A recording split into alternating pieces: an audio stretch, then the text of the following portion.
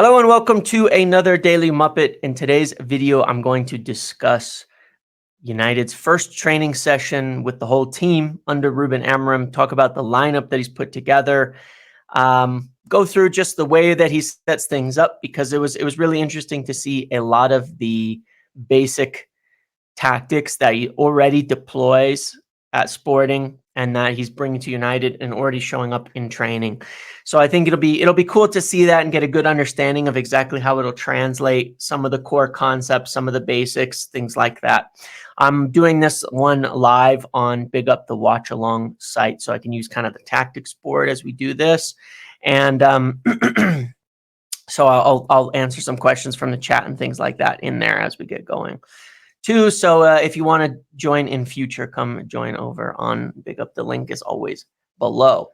So here, this is how United lined up in training for the first time this week on Monday. We had Mason Mount, Ahmad, and Rashford as the front three. We had Malacia and Shaw left wing back and left center back. We had Evans at center back. Right center back was Yoro. I don't even think there was a goalkeeper in that. Maybe, because they were using a goalkeeper on the other side. Anthony was at right wing back. Casemiro and Kobbie Mainoo were in the middle. So first and foremost, this is already kind of setting up the way that we expected. Left-footed left center back. Yoro as this sweeping right center back, which is his best position. This is also, of course, the only 10 senior players that were available until today. And today, Bruno came into the team and was doing training. He returned. Some other players will be returning tomorrow and the next days, and I believe that Bruno played within this position up here. But essentially, it looks a lot like his setup at Sporting. The two in the middle, Casemiro, Mainoo, Ugarte, those are going to be the players that are continuously working in that position as your hardworking midfielders. Yoro as your sort of sweeper. Your left center back was a bit more aggressive. Your wing backs really, really high. Really, really high. And I'll show that on the pitch as well. Really high, basically, as wingers. And yeah, so we'll go over some of the ways that this builds up and plays. Now, the one thing that isn't balanced in this team, and this is unusual, and it's really because these are the players that are available, is two left footers on the wing backs. Generally speaking, if it's a left footer on the left side, it's a right footer on the right side. If it's a right footer on the left side, it's a left footer on the other side. So this is mostly just down to the fact that, of course, we don't have a lot of people available. Lisandro Martinez is in there, but not healthy. He's back, but not healthy. Maguire is not fit yet. Lindelof is not fit. So Shaw is in there. Otherwise, I guess it doesn't change much because he's left-footed as well. All our right-footers are gone. At the moment, Mazraoui is away. Dalot is away. Who else could we even have? Do we have any other center backs? We really don't. So, yeah, when Mazraoui and Dalot return, you'd expect one of them to take one of these positions, and then you potentially have some coverage in the back. But you never know, because Malacia, if he's not fit, you might end up with Anthony here and a right footer here for a brief time. So it'll be really interesting to see that part of it until we're fully healthy. If some of these players can actually get fit, that would help, because we don't have a lot of defenders available at the moment. But that's how they set up, and it's very similar to the normal Sporting way of playing already. It was very, very clear in that respect that he wanted to get right into playing his way, and playing in his setup. And it's obviously not all about, just the formation, but some of the tactics that go into it. And I want to break a few of those things down now as to how they work the best. Now, for our tactics board, it's pulling players who have played, and Yoro, Shaw, and Malacia have not made it on the pitch yet this season, so it doesn't have them. So I wrote their names in so you can kind of understand it. But regardless, I would see it as these are kind of your for now, your potential alternatives in these positions. Shaw, Delict, Sean Martinez, Delict, and Euro. Mazraoui probably over here, but he could be here with Malacia or Shaw over here. We don't know yet on that respect. That's fine. So just bear in mind, the fact that, oh man, I've got to do this. The fact that I've, written their names. I just did that. I'm gonna remove them. So these are the wrong names, but let's just assume this because at least it's balanced on the right side and the left side properly. Let's assume that this is what we've. Oh, I deleted a player. I don't know how I did that. There we go. Let's assume that this is the case, and we're gonna do something like that. Yeah, we'll swap this around. Yeah, we can swap. We can. It's pulling from the last game where Manu was injured as well. I could pull it from a different game, but I don't think we have anybody available for the other players in there. So I could pull it from a different game and set it up to get Kabi in there here. What was the last game that Kabi Manu played in? Maybe not Leicester. No, I'm just going to leave it as is. It's fine. The concept is the same. The concept is the same. We're just going to roll with it for now, okay? Because the idea is not necessarily the players, though I do want to explain that. This is the way that the team sets up, and it's the same here. So yeah, you could swap in a wing back here, swap them on this side. It doesn't matter. Kabi comes into the middle. Bruno comes into somewhere in the front line. A striker comes in here. So you could go Højlund in Rashford's position, Rashford over to this position, Bruno into this position, Bruno over here. Those are a lot of the swaps. Kabi Manu into either of these positions. And then the fullback switching. Maguire could come into here. Euro would be here. Shaw can be here. Evans could move over to there. There's a lot of ways that we could fit players into this, but this is the basic concepts. Now, one of the first things I want to explain that I find is really interesting, and I was trying to explain this earlier when it comes to, how would I put this? Like the work of the team and the way that they set up. And this is the way that I want to look at it. And I'm not going to use any technical terms. Okay. And I know that a lot of people know things like what's a half space and all of that, but I'm still not going to use them just for the simplicity's sake. Okay. These are what I would consider to be like the 5 channels on a pitch, right? And I'm not saying that I made that up or something because I didn't. It's well known. I'm just not going to use any tactical terms. You have really 5 channels. No, the wingbacks at Sporting, so in recent games, use Quenda and Maxi on the left. So it's usually not they usually have different feet. Now they don't have the same players, but that's often why he's converting wingers because he wants to use them for different feet. So the basic concept with Amorim's 5 at the back, 3 at the back, whatever you want to call it here, is in attack and in defense, players stay in their channels, okay? And they're mostly responsible for their channels of play. So this is where he wants his players to be, in their channels, running more vertically, doing coverages more vertically. There's really 2 main exceptions to this. There's 2 main exceptions to this. These players are tasked with coming out wide, inside, and out.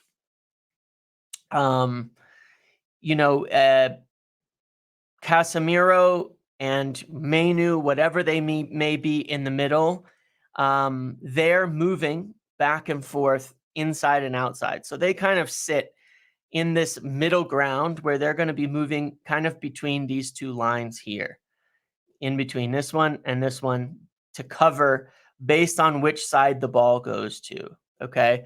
Otherwise, almost everybody is expected to stay inside the channels that they're playing in. And this stays true during buildup.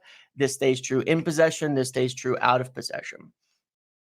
So in buildup, a lot of the times what will happen is, and let me see if I can get somebody I'll do it without anyone on the pitch, is that the ball moves around a lot between the center backs to midfielders, center backs to midfielders, center backs, making the pitch very wide.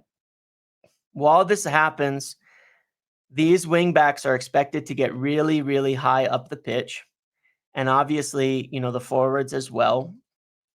And when they do, and this was happening in the drill as part of the buildup, then one of the main routes out of passing, you can go straight out this way, but one of the biggest patterns of play for buildup is this long ball from right center back.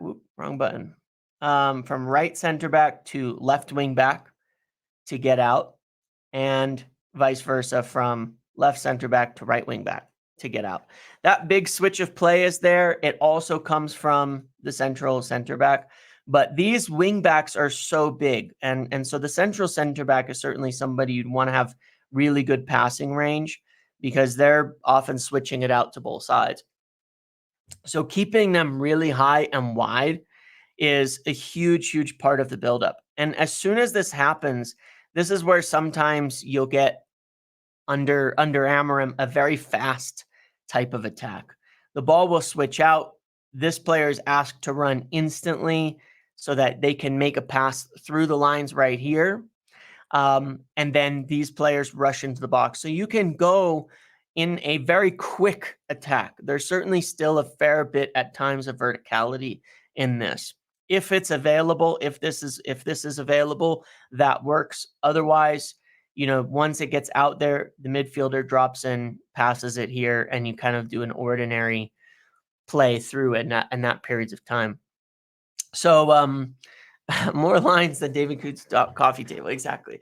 So this is one of the ways that it's done. And when I put it on, this is like one of the main patterns that you see at Sporting, and it all fits within this 5 at the back, or these 5 channels, is everybody's staying in them. And when I show some defenders, you'll really see why he likes it. It makes a lot of sense in terms of buildup. The other thing that they do, and that was a part of the drill that I found absolutely really funny, was they'd build up into this position. And again, if you look at how it occupies it, the whole point is stretching a defense, right? If we put defenders on the pitch, we can see that. Yeah, it's a good question. Martinez has that passing range. Shaw probably does. Euro does. So does Harry Maguire. And I think that Harry Maguire might be a really good central center back for that reason. Harry Maguire and Evans both have that pass in them. Does De Ligt? I'm not sure. And so I think the middle player sometimes needs to be an even better passer. So I think that Martinez, Evans, Maguire all make good central center backs. De Ligt makes the most sense defensively as a central center back. Offensively, a little bit less so, but maybe it's a part of the game that he can work on and improve. But again, it's all really about occupying this. These players are staying high and wide, and so giving you that 5 up front, where when you have a defending team, it gives you the ability to properly work. Now, I want to show you out of possession why I think this is such a helpful thing, right? If we look at it, one of the drills that they would do, and it's the funniest drill to me, just maybe because of it's very endearing, is while they're doing the buildup, they'd get the ball out here, and then Amorim would shout, "Johnny, we lose the ball, we lose the ball." And then everybody has to run back, okay? And here's the nice part about this. They all run straight backwards. That's it. No confusion. Everybody runs straight backwards to condense the pitch. So if you look at the distances here, this is the distance for your striker. This is the distance for your left wing, left inside forward. This is the distance for your left wing back, right wing back. This is the distance for your center backs, okay? It's not that big a distance, and it's also not confusing. It's easier to understand. And one of the main points of feedback given already from discussions that I've held with a number of people is that it's much easier to understand the concepts of what you're supposed to do in this system.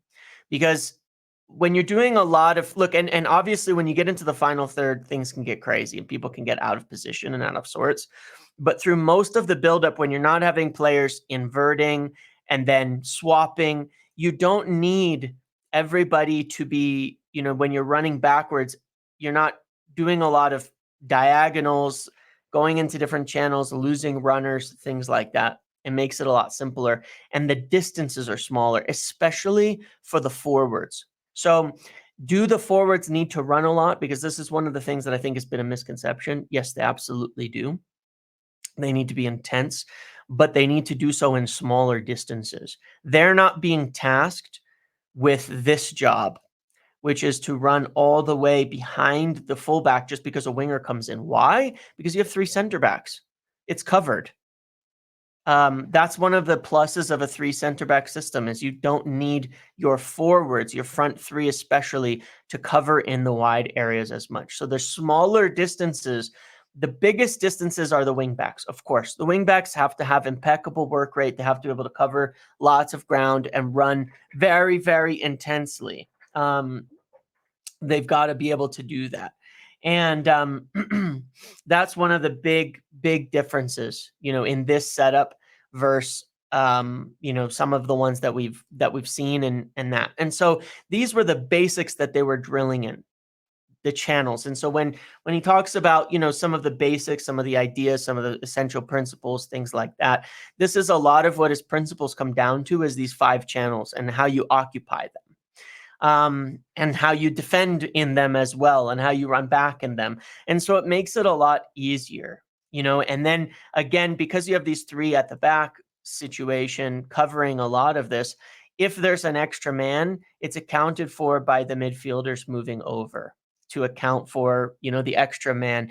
And so this is where you really, the only place you get that kind of not complication, but where they have to move almost side to side. The rest, you really want them playing pretty vertically, straight up and down, easy to understand, easy to do, easy to replicate.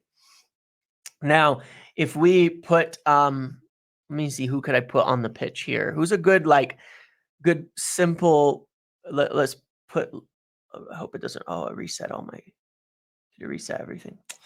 You bastard. All right. Who could I put here? We'll put Mount.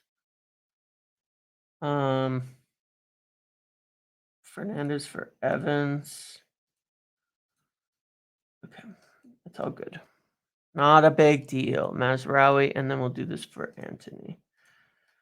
Okay, that only took me just a sec this time to do it. Okay, let's do it like this. All right, so bear with me. So let's say you've got it like in buildup, okay, and you're being pressed. It's a really quite simple but very effective. If by, let's say you've got these guys pressing, you can already see the positives, right? Like these guys can move up, start to lock these passes down, lock up the midfield, all of this, right? Where the hell did this guy come from anyway? All right, here we go. Is this like a 3? All right, here we go. Let's do something like this, right? So let's say a team is really wanting to press you. If you do this and start moving these guys high up the pitch and move it around, it's a really kind of a simple concept. Either by keeping these high and doing these switches, if you look at what happens, this is where you get in behind a lot. These fullbacks have to step up, right? They have to follow it in order to close this down. And then this is the runner. And now you have a forward being tracked by a center back, which is going to open up space in the center. It's actually this stupidly simple. If they do press up to close these angles down, then you're going to have this player run, and he can cross over in a channel or something like this. We did see this in training. And you make this big pass first time touch in, and you get your forwards running. And they've already got, if you look at it, they've already got a numerical advantage. Just from this basic move, they have a numerical advantage because you're keeping these wing backs occupied. They've got a numerical advantage on the back line. So the ball comes in, player here, you get a 2-on-1 in the box for a low cross in. And that's where they make a lot of goals like this. Wing back to runner who goes, and then the rest of the runners run into the box. They make a lot of, at Sporting, they made a lot of goals like this. And they were working on this move over and over as well in training. It was one of the basic moves. Switch to one of the fullbacks, runner comes through, ball comes through from them, and that's it. And it is actually hilarious. I was trying to grab the ball. It is, funnily enough, get out of here. Give me that. Thank you. That simple sometimes in terms of attack. It's actually that simple to do this. Ball goes out, it goes into mount, low cross into the box, or if it's available, into Rashford or Ahmad against a single center back. This is a pattern. This is a goal they'll do over and over and over again as a build-up. That's one way to go fast. If a team is high pressing, then oftentimes Amorim's teams will attack quickly. And I think you see that with teams like Liverpool as well, right? When a team is, if a team really wants to play a high line and attack them, they know how to break them down and they know how to beat them. But it really all comes from these fullbacks. And one of the things that they do to keep this happening, there's a specific instruction that he made, and I'm going to explain it as well because it's really cool. Just you can gather so much from the little trainings, more than I expected to, mostly because I've watched a lot of Sporting, but because Ruben Amorim is a very understandable person, I guess I would say. He speaks well. He's very clear in his communication. So one of the things that he likes, and he was saying to do, is keep the ball in the middle. When he was talking about his central players, he wanted them to, in the beginning, keep the ball in the middle. So having someone drop in, pass, and moving it around like this, back and forth. Now, why? What was the intention behind this? I think you can probably figure it out. But essentially, the goal of keeping it in the middle was to occupy these players, right? To occupy the press. So you've got your forwards are all occupied because you have three center backs, and the pressing in the midfield to push them up and to keep them attached to these players. And what that does, of course, is it keeps this wing back free, and it keeps this numerical advantage here that we have, which is already a 5 against 4 in this kind of situation, because this midfielder essentially is going to have to move up to close the gaps. And the striker drops in a lot in this situation too. It's something you'll see. And that again moves this person down here. And then the idea is they can break out with pace and get past this kind of mid or central defending midfielder, whoever that may be, or whatever it may be. So by keeping the ball in the middle and passing it well, it forces kind of this exact scenario where you should be able to push those wing backs high, get the ball out, and then have a numerical advantage against the back line. So middle, passing it in the back and then kicking it out wide in those positions, I think is something they will look at in a big sense. And again, a lot of this comes from these are a lot of the basic patterns that were done at Sporting. And one of the most, again, just the most common attacks that he would do is this. The ball goes out to one of these players out here. The forward runs inside or outside. Ball goes through. Striker runs into the channel if they're followed. Pass goes in, and they can go and score. They've done this so many times this inside out thing with the wingers and the wingbacks. It happens all the time. Dragging it to make these gaps show up where you can just run kind of one-on-one against a center back and the ball can come in. It's the goals that they're going to make over and over. And it's all about this basic concept. Keep the 5 channels occupied, then get a numerical advantage by kind of absorbing things in the middle. And one of the other benefits you can obviously see here is that you still have 5 players defending if you lose the ball. You have 5 players occupying the middle if you end up losing the ball in these positions. And so you're really never, even if you're at a numerical disadvantage, you have enough players in the box pretty much at all times. So, anyway, I think that it's, it's really interesting. And I think that we're already seeing a lot of the basic concepts that we will see, in action. I lost one of my channels here. We're already seeing some of the basic concepts that we will see in action with the team. And I don't think it'll be Anthony over here. Like I said, I think it'll be a right and a lefty. But if we don't get enough players healthy, he certainly could. One of the things that they were doing, that's still happening is obviously experimenting positionally. And this is an important other point on Amorim tactically. So let's say, how would I put this? In this front 3, right? Like, let's say the spaces are available rather than changing his tactics. Okay.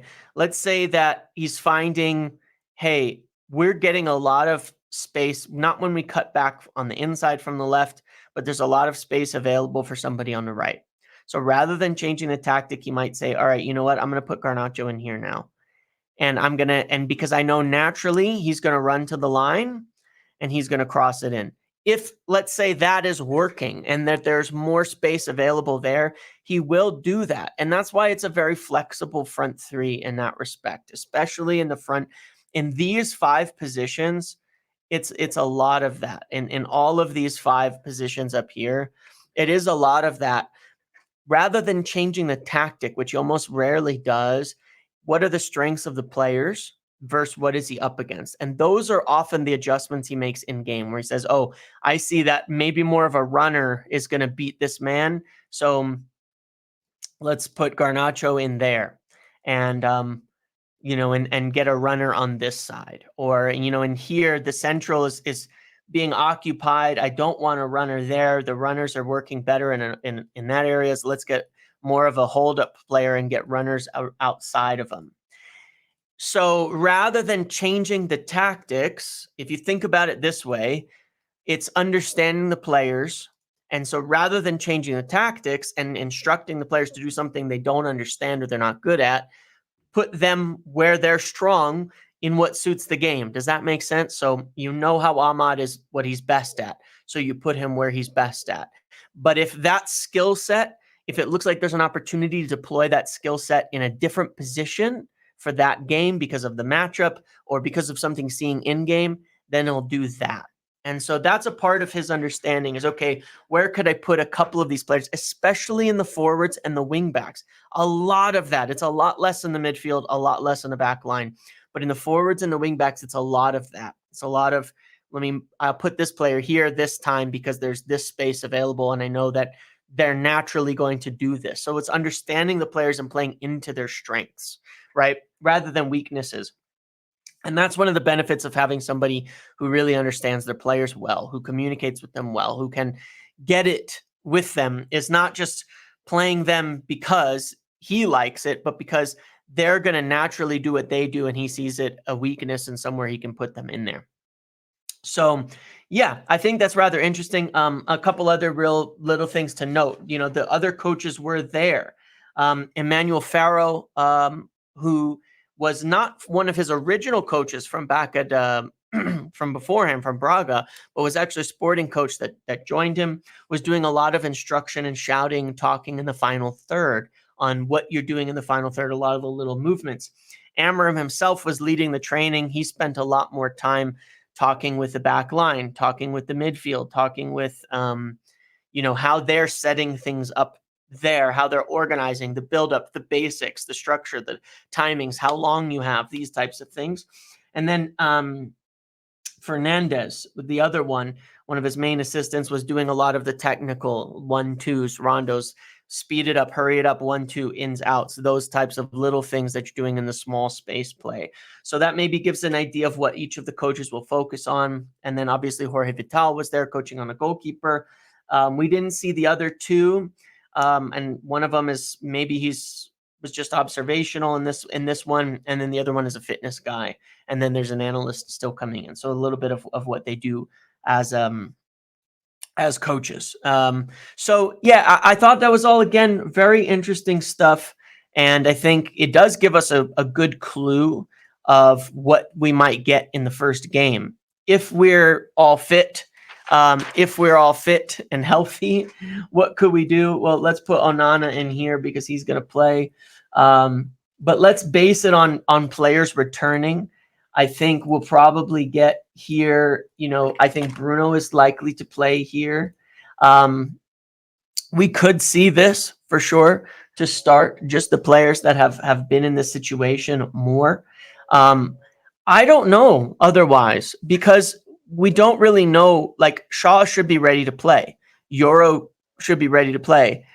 We don't really have other players that are like ready at this point in time. You know what I mean? That's part of the craziness of this whole thing, is we don't really have other, Maguire, Lindelof just got injured. Lissandro may not be ready, and Maguire, we're not sure. So he might be ready. So that depends. We will, De Ligt. Yes, De Ligt will get in here, very likely into one of these spots. So my suggestion is that we'll see Shaw right here. We'll see Shaw here. We'll see Evans out here. This would be my suggestion based on just who's fit, because it's not that many.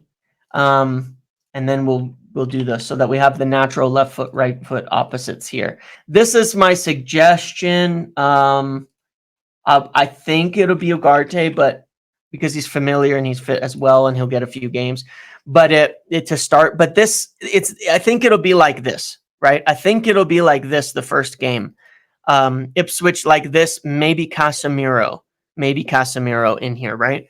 But otherwise, I think that this is very likely. We could certainly get one of the strikers in, but I think given that he's had more time to work with Ahmad and Rashford, that they're more likely to start in these positions here where, he'll have the familiarity with them. But this is a good team. And then, yes, Højlund gets in here. Garnacho gets in here. Maybe Garnacho gets in on this side or on this side, again, and you swap it. Shaw should be ready. He's in full training.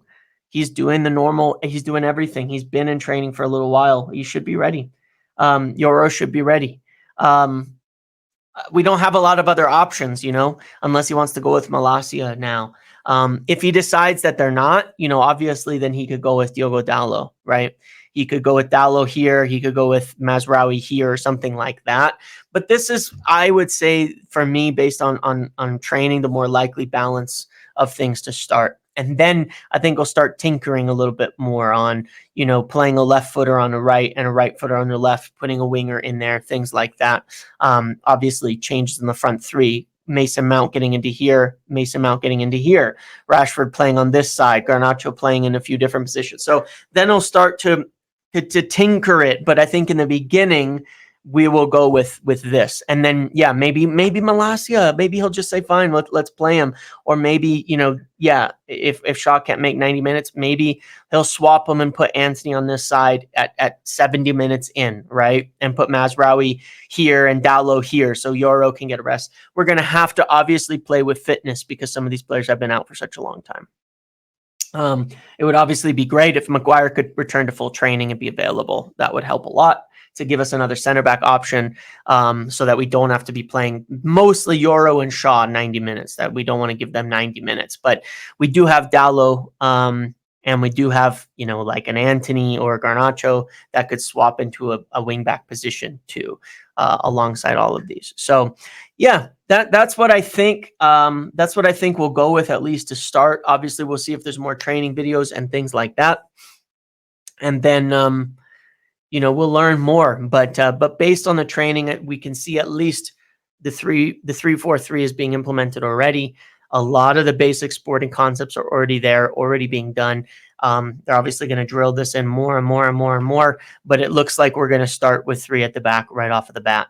Otherwise, why would they be training it this week? They want to get that going. Positionally, I wouldn't 100% read into everything yet too much, because there's changing and understanding, but it does give you the idea of what they think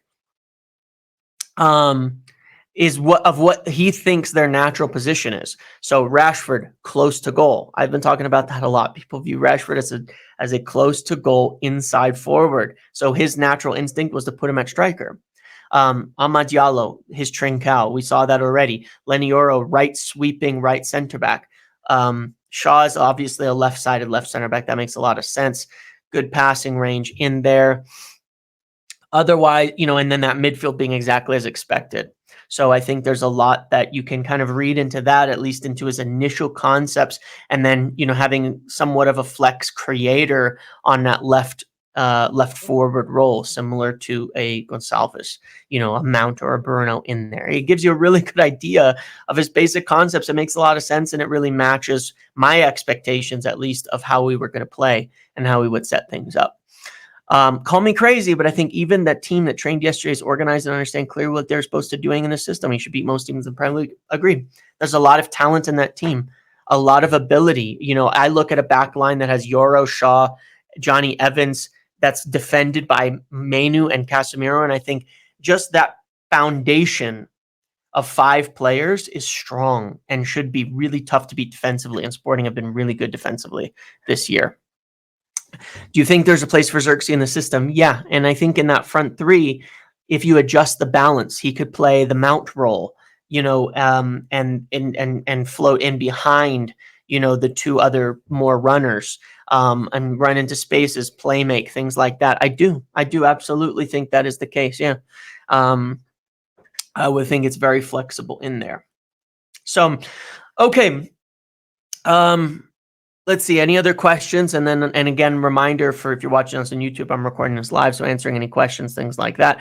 Won't be surprised if Maguire starts in the middle ahead of De Ligt when he gets fit. Yeah, I would agree, because of his passing range, because he loves that big switch, and it's something you really need. But they're both going to be really good out of possession, stepping into the midfield, winning those headers, helping to add some height, some steel, and some aerial prowess to that midfield.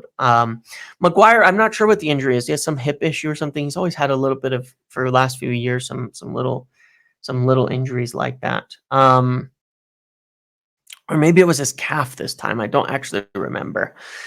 But who would you be the top 3 beneficiaries from day one? Do you think Rashford stays a striker? I think Rashford will stay as one of the 2 kind of running forwards, and he will play a lot. And it'll be Ahmad, Garnacho, Rashford, and Højlund who play those positions mostly. So yeah, I think Ahmad will benefit a lot from this. Kobbie Mainoo, huge. I didn't discuss too much Kobbie Mainoo in how they play in there in that midfield, but as I said, they kind of go sideways, and so when those balls go, they're asked to drop in, do a lot of good play with the build-up back to the center backs.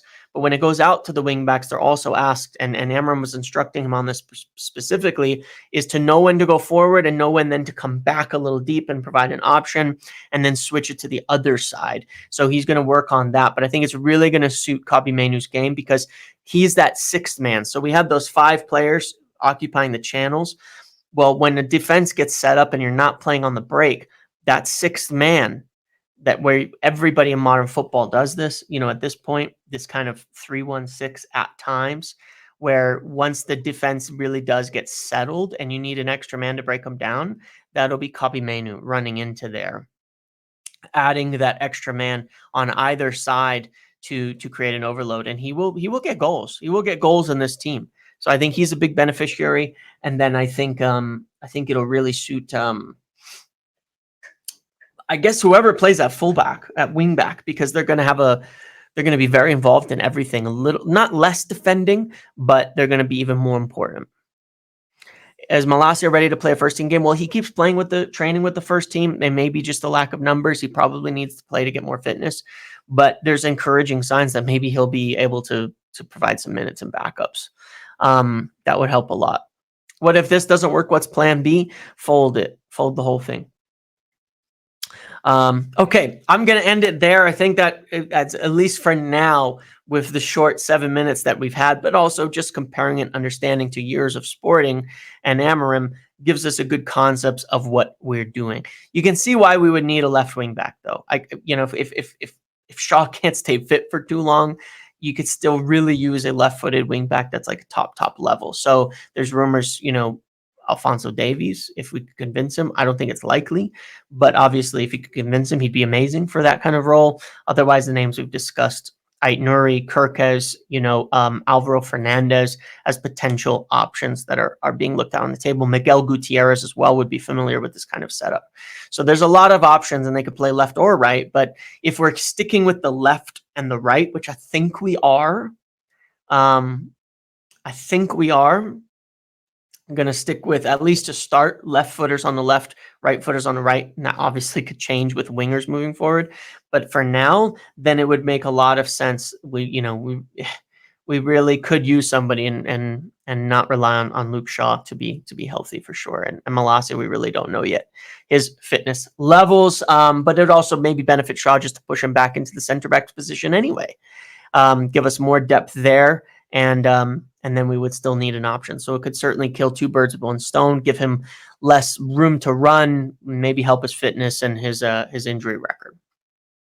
Okay, that's all I wanted to do for today. So for the video, thank you for watching. Make sure to like, comment, subscribe, turn notifications on. See you in the next one.